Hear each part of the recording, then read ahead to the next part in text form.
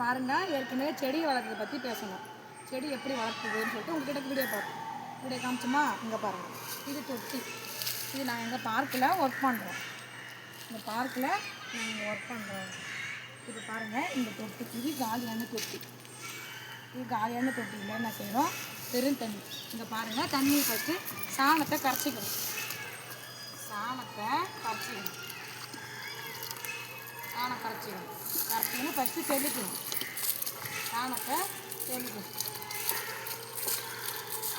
வச்சுக்கோமா, ஏன்னா செல்லி ஏறாது.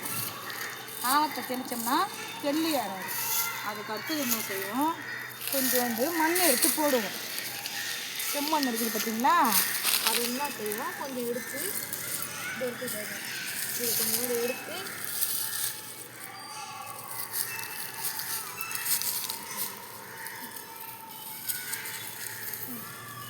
செம்மண் இருக்குது பார்த்தீங்களா?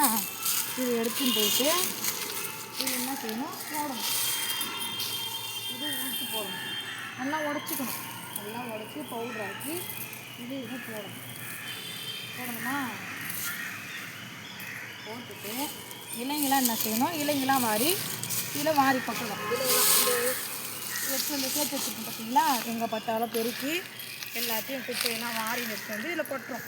வெறும் இலையை மட்டும், கவர்லாம் இல்லை, கவர்லாம் அலோட் கிடையாது. இலையெல்லாம் மட்டும் எடுத்து வந்து இதில் போடுறோம். இதில் போடுறோமா? போட்டுட்டு மறுபடியும் என்ன செய்யணும்? இந்த சாணம் கரைச்சி வச்சுக்கிட்டு மீண்டும் இதில் கொட்டணும். அது நல்லா ஊற்றி விட்டோம்னா அவ்வளோதான். இது என்ன ஆகும்? நாளுக்கு நாள் டெய்லிக்கு இல்லை தண்ணி ஊற்றணும். சாணம் கரைச்சி ஊற்றணும், தண்ணி ஊற்றணும், சாணம் கரைச்சி ஊற்றணும். அப்படியே ஊற்றணும்னா என்ன ஆகும்? இந்த அளவு ஆகும். ஆகிடுச்சு பார்த்தீங்களா? இதில் தண்ணி ஊற்றணும். டெய்லிக்கு தண்ணி ஊற்றணும். வேறு ஒன்றும் இல்லை, டெய்லிக்கும் தண்ணி ஊற்றணும், சாணம் கரைச்சி ஊற்றணும். இது அருமையான உரமாகி பவுடராக வந்துடும். நல்லா பவுடராகி இங்கே பாருங்கள், இது மேலேருந்து கொட்டினது புரியுதுங்களா? இதை பாருங்கள், இது என்ன ஆகும்? இதை பாருங்கள், பவுடர் ஆகிட்டா. இயற்கை உரம் இதுதான்.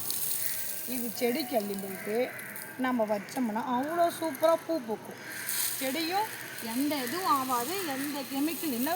இயற்கை உரம் இது. எங்களோட தழை தான் மக்கும் குப்பை. இது எங்களுக்கு தழையெல்லாம் அள்ளி வந்து இங்கே கொட்டி இது உரமாக்கி சாணம் தான். சாணம் ஒரு அங்கி எடுத்து வந்து கொட்டிடுவாங்க.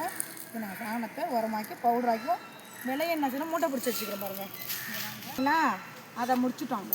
அதை முடித்து வச்சுட்டோம்னா அது உரமாகும். டெய்லிக்கும் அது சாணத்தை கரைச்சி ஊற்றி தண்ணி ஊற்றணும். டெய்லிக்கும் ஊற்ற தேவை. சாணம் வாரத்தில் ஒரு நாள் சாணத்தை 6 மாதத்துக்குள்ளே அது உரமாயிடும்.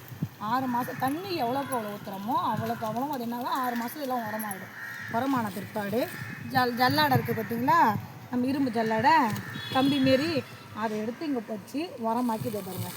இது பவுடர் ஆகிடுச்சு. இதுதான் உரம், இயற்கை உரம் இதுதான். இது என்ன செய்யணும்? நம்ம செடிக்கு அள்ளி போடலாம்.